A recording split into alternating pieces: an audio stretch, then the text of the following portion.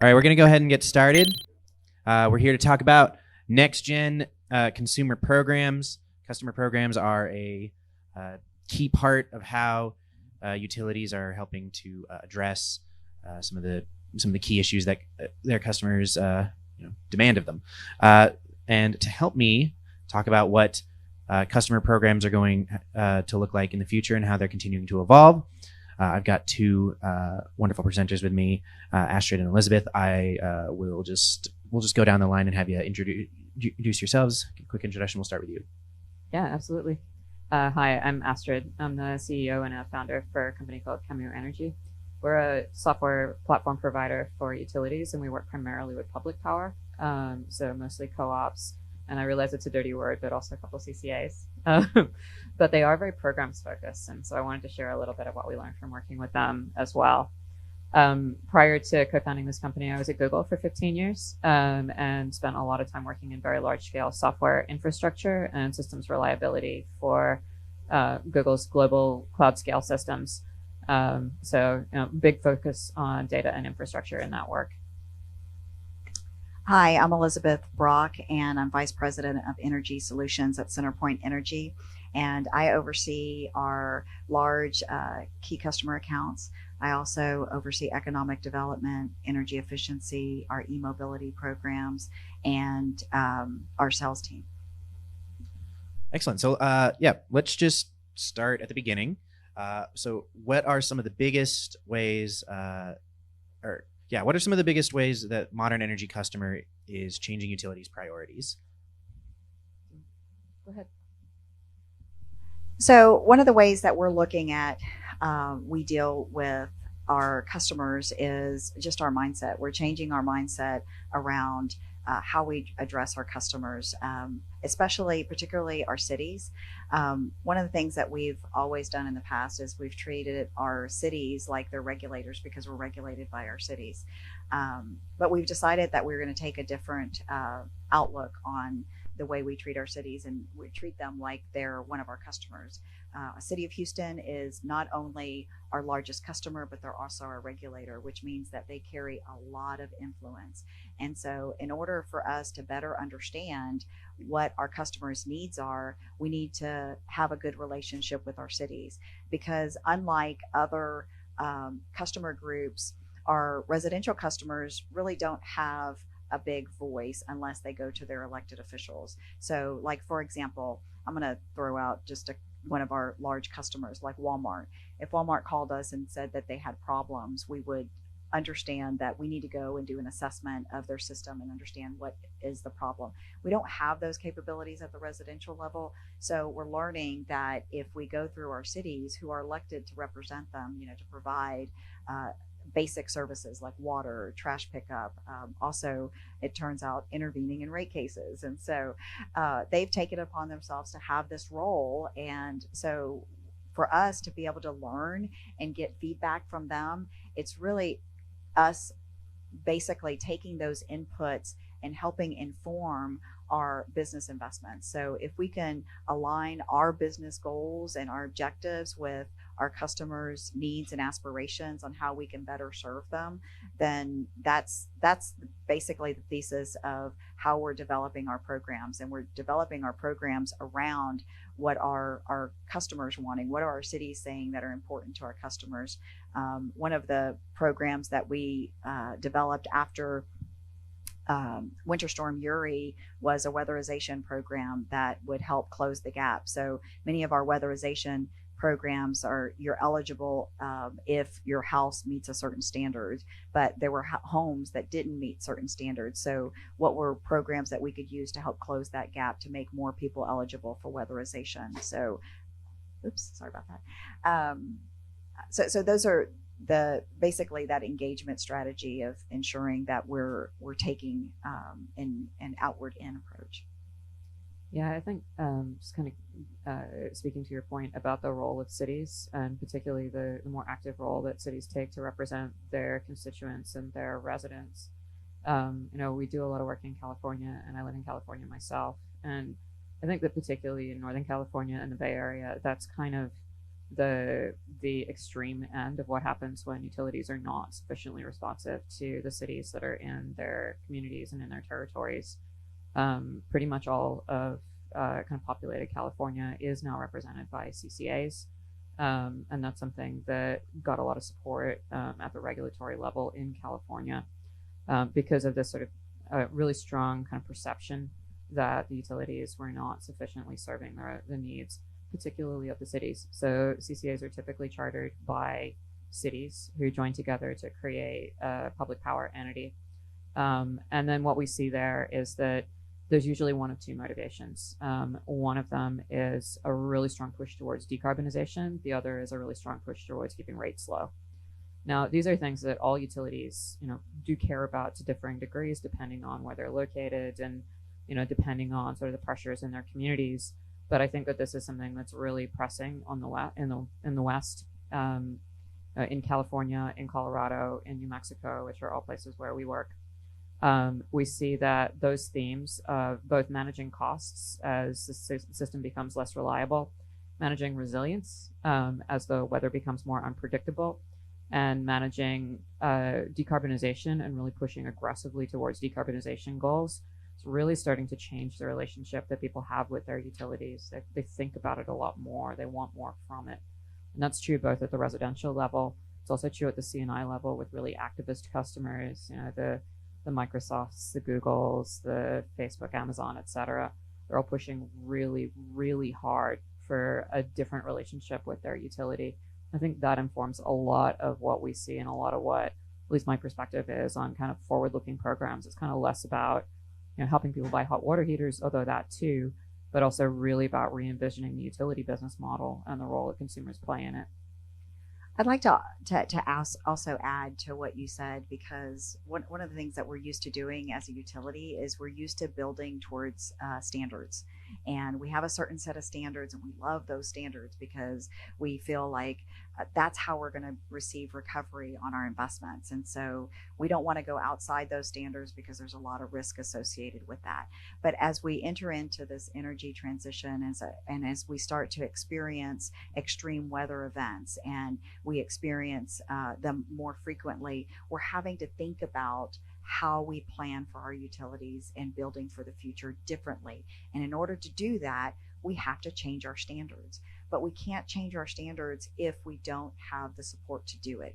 And so it really takes just engagement at all levels and engaging all of our customers, whether they're the public sector or whether they're large customers, but being able to go in to our regulators and say, look, this is something that our customers are asking for and we need to meet those standards. So we need to be either thinking about how we're going to increase them, how we're going to ask for capabilities that we didn't have before, because we need to be planning for the future.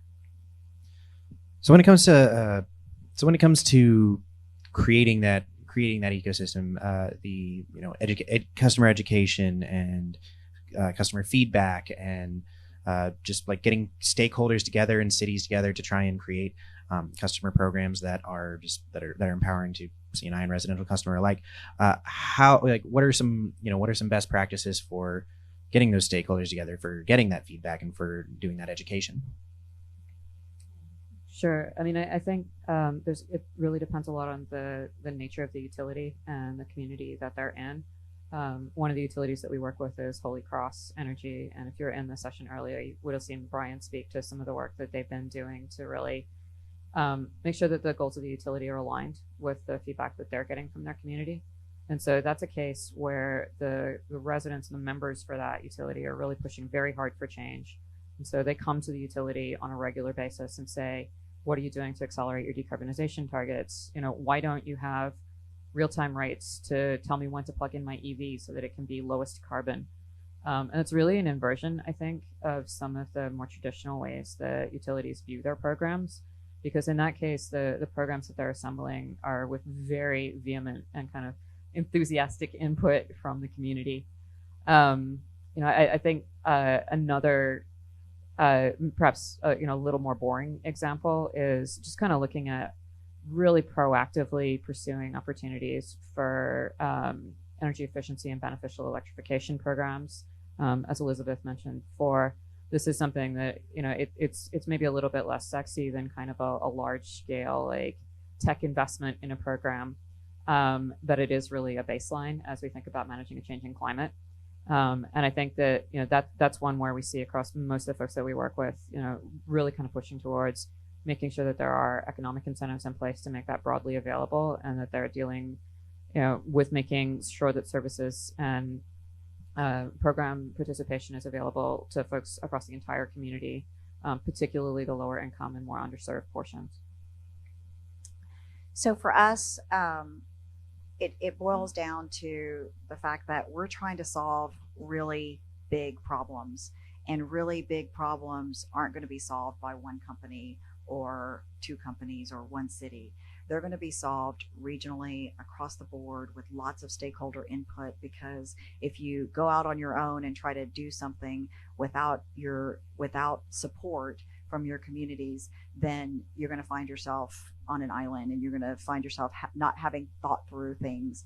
And so the more people that you can engage in a process, the more companies you can engage. One of the things that we did was start a customer advocacy panel, and we invited people from diverse industries. So we had industrials, we had hospitals, we had rent-a-car companies, just a broad hotels, broad base of customers.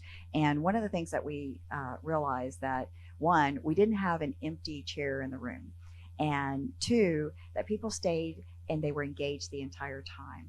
And then the third thing was that we had people from the community say, hey, we heard about your customer advisory panel. We'd really like to be a part of that. And so we've expanded that into verticals where we could have one for hospitals, and have one for manufacturers, and have one for our regional cities. And so we're going out and making sure that we've captured all of the thoughts from our community leaders and what's important to them. And what we've learned is that our customers' needs are diverse.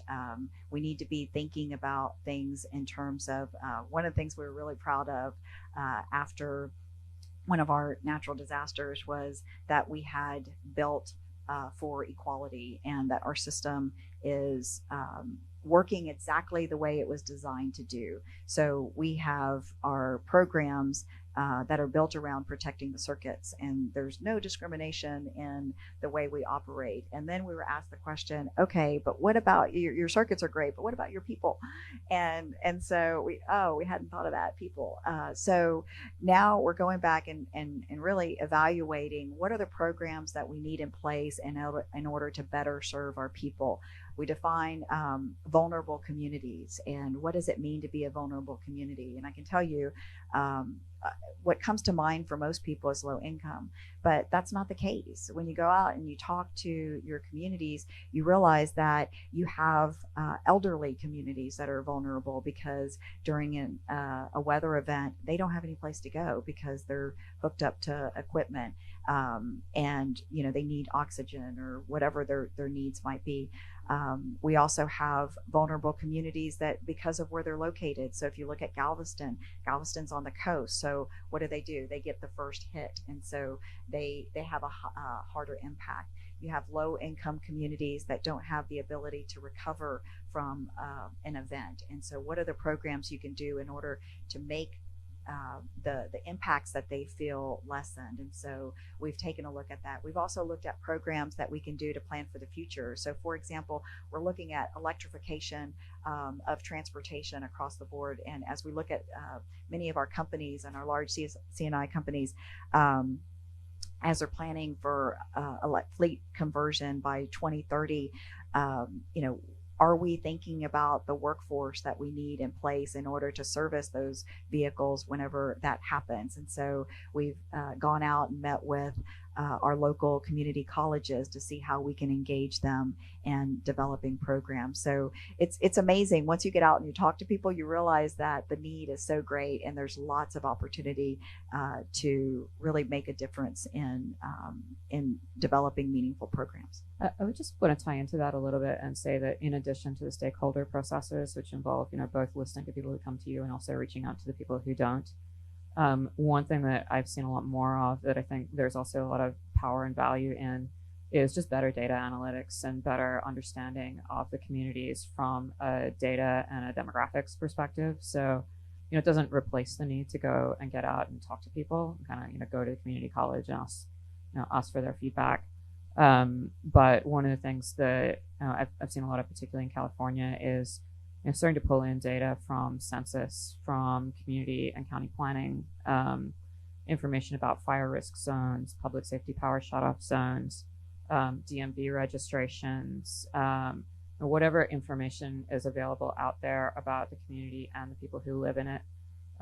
Those are all things that you can kind of add to kind of informing that understanding of what outreach you need to do and what kinds of communities, may be the most vulnerable ones within the territory.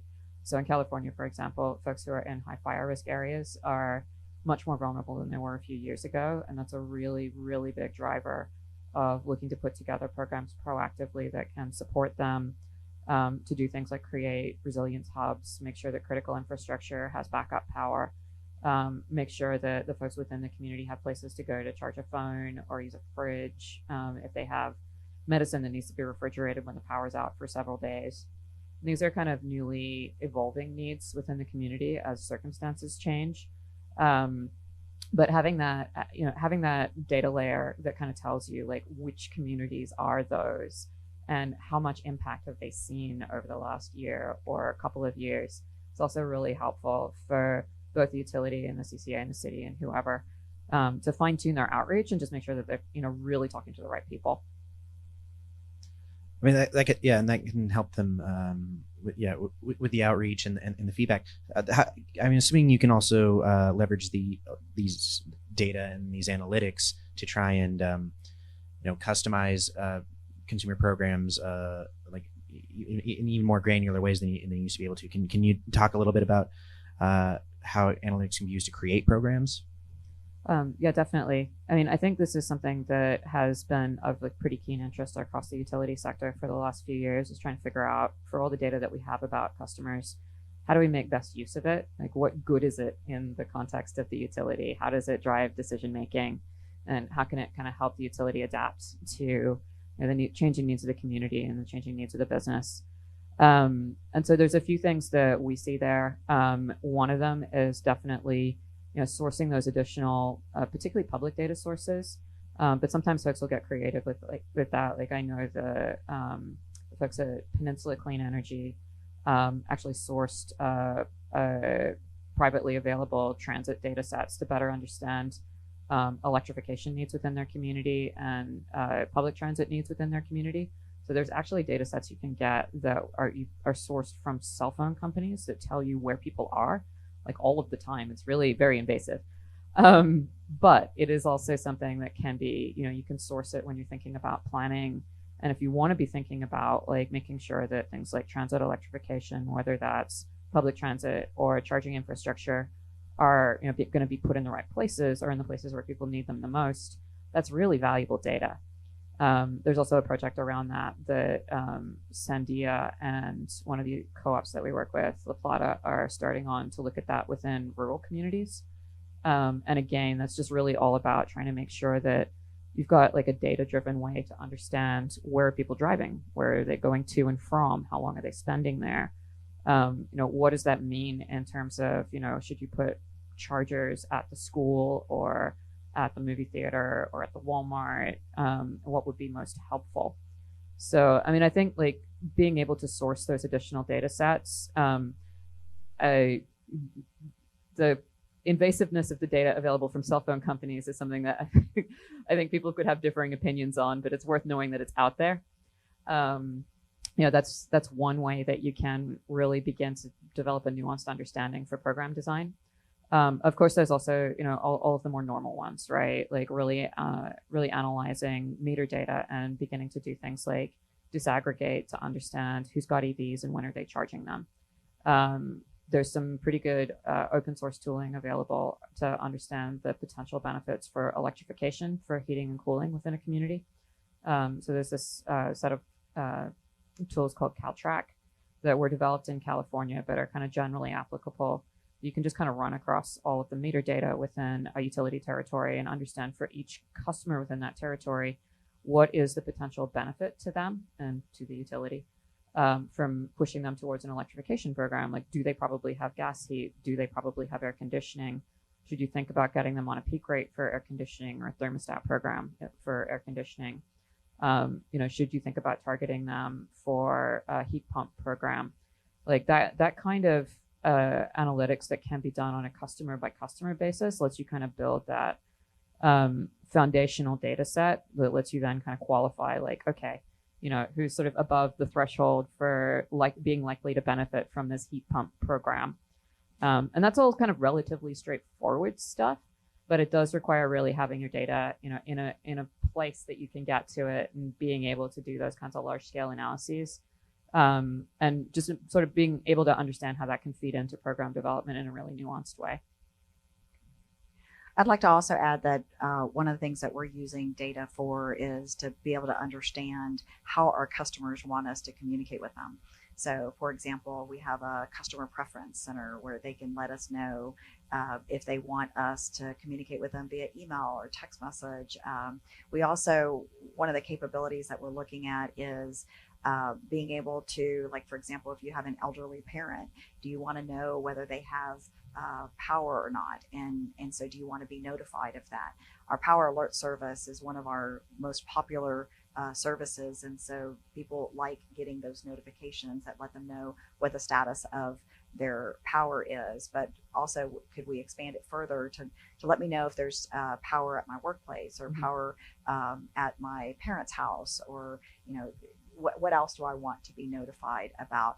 Also, we have what's called an outage tracker, where you can go in and see where there's outages after an event.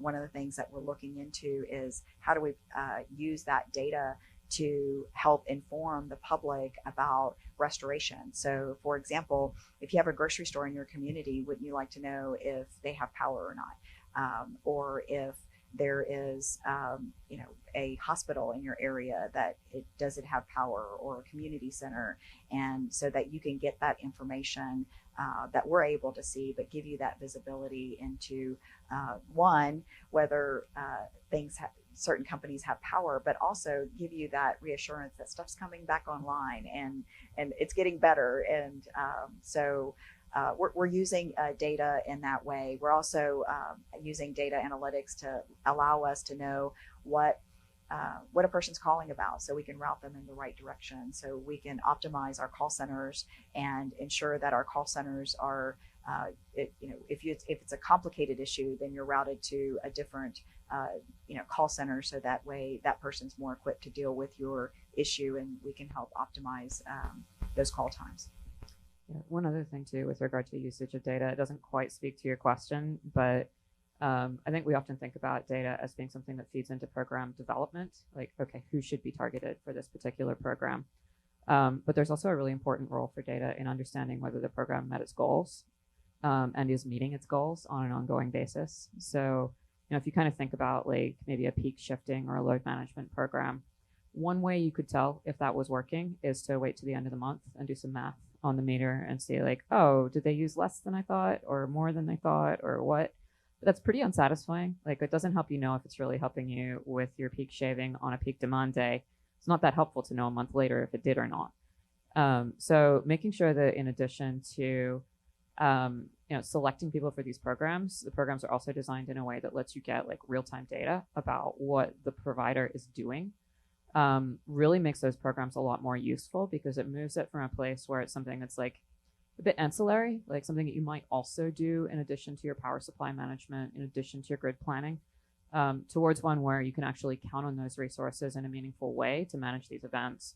And so that is something that I think is changing really fast as those data sources become more readily available, and as those programs get bigger, because people have more DERs. Okay, so we've got new technologies, new data capabilities to be able to target programs easier and to customize them and optimize them. What are, like, new kinds of programs that are enabled because of the rapidly changing energy ecosystem? So For example, we just recently launched a load shedding program, and we're in the first phase. We'll hopefully be transitioning to the second phase. But the load management program was a capability that we got from the legislature this last session that enables us to sign up commercial customers to voluntarily shed load in the case that if we're needing additional load, so we can take load off of our commercial customers and put it onto our residential customer in the event that we need it. Now, what we're experiencing is that sometimes it's not a major weather event that's causing load problems. Sometimes we have it on blue sky days, and so when it is on a blue sky day, the state is reluctant to call an event, and so it's not a statewide disaster, if you will. It's a blue sky event that's concentrated into a certain area, and so we're having to deal with those issues on our own, and we need capabilities to allow us to manage that. So that's one example. We also recently invested in mobile generation, which we're really excited about, that will enable us to put mobile generation where we need it. So if during an emergency, we can take our mobile generation, and when we have an event like a winter storm or a hurricane, then we can offset that load somewhere else. So I think one of the big use cases that I see for new types of programs and ways in which the program design and the kind of nature of the program is changing and perhaps producing new opportunities is, kind of getting back to that previous point about being able to get more real-time views of what's happening for resources within the territory. That kind of enables a new role for the program participants in terms of participating in power supply and in participating in things like peak shaving and potentially, grid investment cost deferrals, those kinds of things. And storage. Absolutely. So this is one of the really big ones that we're seeing coming up across the West. And I think a really good example of this is Holy Cross Energy. Brian Hannigan was speaking in the previous session. They have a really great storage-focused program called Power Plus, where they do on-bill financing for behind-the-meter battery with their customers. And then as part of that program, they retain the right to activate those batteries for peak shaving use cases a certain number of times a month. So this folds really well into their power supply landscape because they have a very clear financial benefit from catching coincident peaks. They have a 12 CP structure, so their costs within that coincident peak structure are primarily driven by that 1 hour per month where their peak load coincides with their power supplier's peak load. And they're heavily incented to try to reduce load to catch that peak. It's a really large portion of their energy cost. So as they think about, all of the people in their community that are adding batteries, because, they have winter storms, they have fire risk, the utility has a couple different choices, right? They could either sort of let the community go ahead and put in all those batteries, not know anything about them, effectively lose that load and lose visibility into that customer activity as well. And have that be sort of a net negative for the utility. Or they can try to get ahead of it, provide really attractive financing terms for those batteries with the understanding that, they will also make back their money on that asset as part of the peak shaving program. Then they have total visibility into what's happening with those customers because the batteries provide really fine-grained telemetry for what's happening at the house or business location. And they are used both by C&I as well as residential customers in that program. And so instead of what you would normally see for a location with a battery through AMI data, which is basically nothing at all, so long as the battery's doing its job, and then occasionally the battery suddenly charging or discharging kind of unexpectedly, they get to see what's happening at that location all the time. So their analytics are really good for those locations. They also can run the batteries for their own benefit, as long as they leave a certain capacity reserve in the battery. I think right now it's 20%. And so they can run those batteries 10 times a month to go try and catch their peaks, which they do. So what we see there is instead of it being a demand response program that gets run a couple times a season, or maybe once a month or something like that, because they do also have a manual demand response program where they email people alongside this. Suddenly they have the opportunity to do this kind of all the time. They do it 2 or 3 times a week.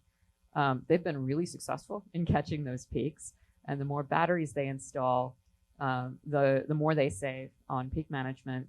But it's also a really powerful mechanism for getting the community involved in the business of the utility and the financial structure of the utility.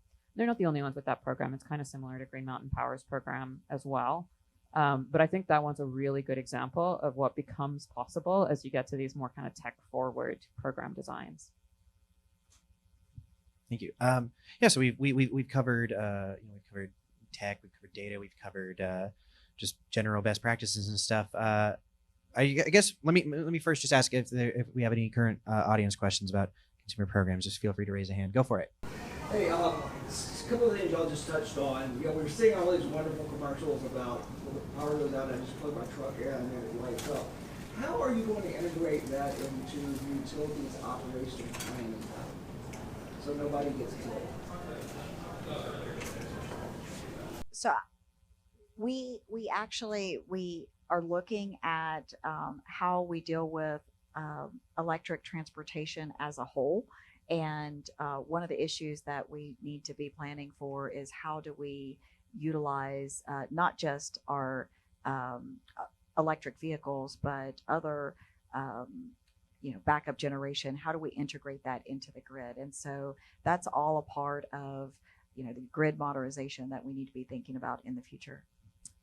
And at least where I live in California, there's an interconnection requirement if you have a house generator or solar or battery for an automated cutoff switch if grid power goes down, which is great if you have those things and you went through the interconnection process. It absolutely doesn't cover the case of plugging your truck into your house, though.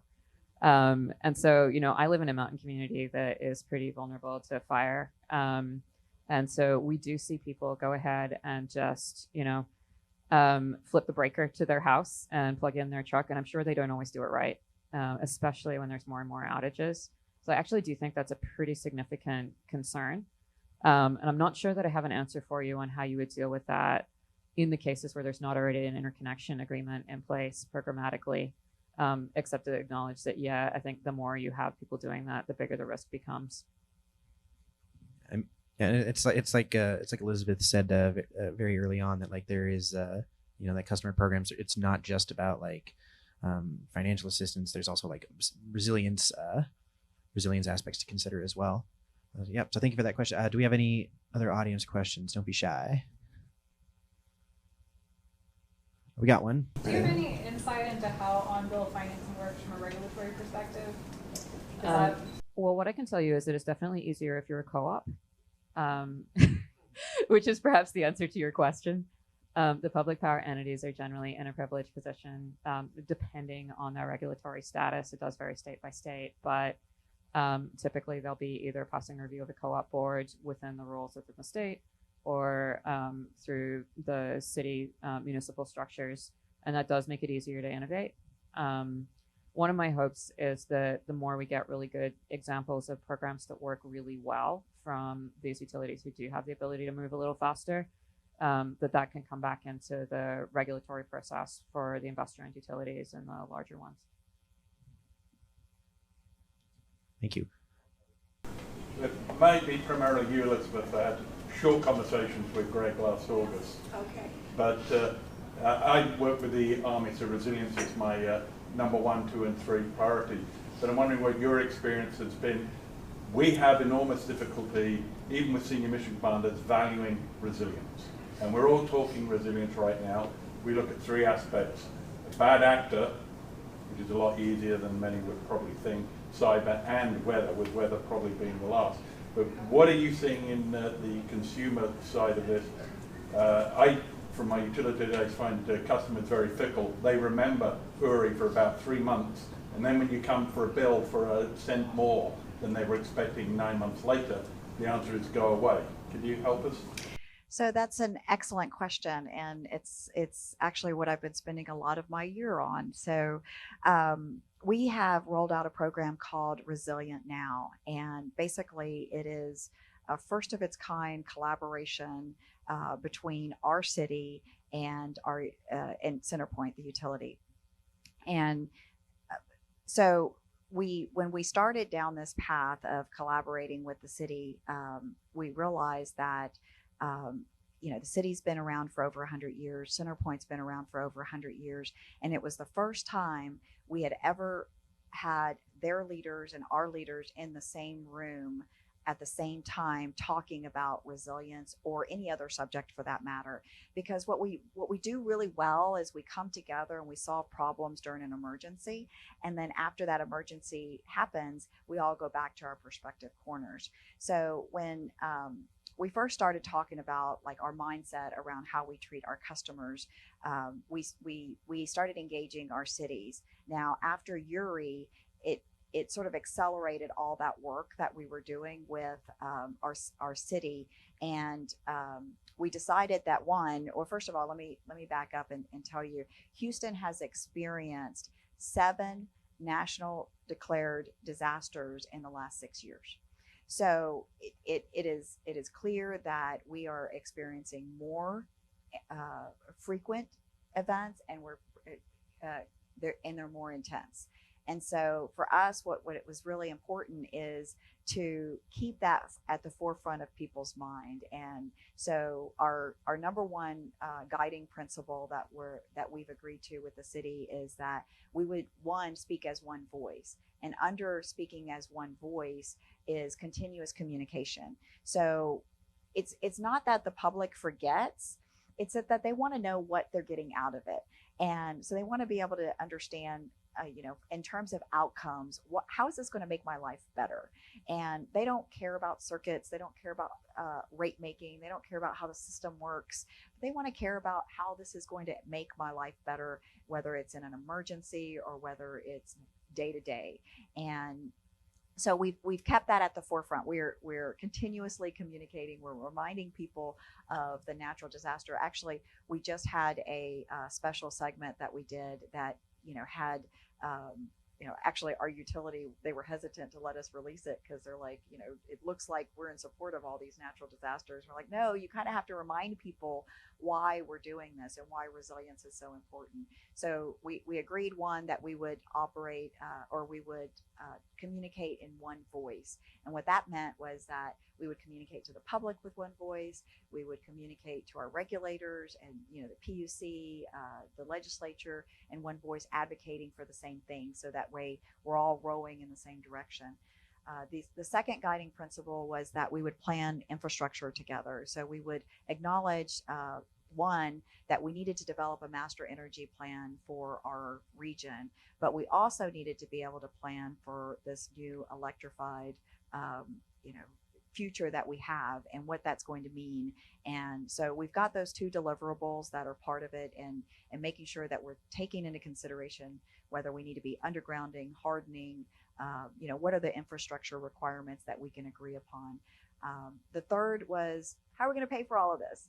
And so we needed a strategy around funding. So how is it that we're going to optimize our funding, that we're not building 2 highways right next to each other that serve the same purpose, and that we're optimizing our funding, whether it's going in and asking the federal government to fund us, or whether it's asking the legislature, or it's on the owner side of investing in resilience for themselves. How we're going to integrate that into the system, having just a plan around that. And then the fourth principle, and more importantly, was the people. That all of this would be centered around the people, and we would be able to report back to our key stakeholders on what those outcomes and what the benefits would be moving forward. And so we've just created this robust program that is continuous in communication, because the key is we believe very strongly that our communities will support us if they understand what they're supporting. If it costs $1 to be more resilient, and they know that they're going to be able to withstand storms, I think that they'll be willing to support us. So that's our thesis, and that's what we're working towards, so that people don't forget. Because you're right, resilience is hard to plan for, and if we're not very, very strategic about it, then we're not going to get there. So we must be. I think just one thing to kind of quickly add on to there is that Customers are making resilience investments, and they're doing it all the time according to their own sense of priority around that. And so what ends up happening, and what we've seen a lot of in California, is that typically they'll make their own decisions about how much is too much in terms of unreliability, and then they'll go and make a pretty large investment in backup generators or batteries, or a lot of diesel generators going out at the moment. And so someone's spending that money. But what ends up happening is that then only the people who can afford it get resilience. And so I think this is a really key role that the utility can and needs to play in making sure that you can capture some of that spend and then be really thoughtful about where it ends up. Absolutely. And one of the things that we have learned is that companies really don't want to make these investments. They don't want to be utilities. And so it's not like they're going out of their way to say, hey, I want to run my own system. But what's happening is that they find themselves in a situation where they have needs. And if we're not meeting those needs and we don't take the time to understand what they are and how we can help them solve for it, then they're going to go out and find their own solutions. Okay, we got time for one more question if we have it. We got it back. Just wondering your thoughts on using digital tools to actually directly engage with the customers. There's so much topic, so much information. Are you thinking about using digital tools to kind of get that 24/7 access to your various energy programs, current and future, to help your customers, commercial and residentials, read about it and learn about it online? Yes, actually, we have. We're using as many tools as we can. One of the things that's important to us, because we have 1 to 2% O&M reduction year after year, that we're not going to get there unless we utilize technology, and communicating with our customers is the way we're going to get there. And if we can whatever we can do to reduce the impact on our call centers, reduce the impact that we're experiencing with our regulators, and so to be able to over communicate in that way is definitely our goal. I think that's both data coming in from the customer that can tell the utility about what's happening with them, as well as data going back to the customer to help them understand outages or service information or program availability and those kinds of things. And I think data is your friend in either case. It's just a matter of figuring out, what insight is going to be really beneficial to customers and help them feel more engaged. But as far as getting data from them goes, pretty much all of it. You want all of it if you can get it, because that gives a much more nuanced view of the assets that are out there and the ways that customers are using them. Yes, thank you for that question. And Astrid, Elizabeth, thank you both for joining me today. I learned a lot about how customer programs are evolving, and hope you all learned something too. With that, thank you all for joining us today, and enjoy the rest of the conference. Yeah, thank you. Thank you. Thank you. And I did want to add that it's so nice to see everybody in person. So we love Very seeing your much smiling so. faces.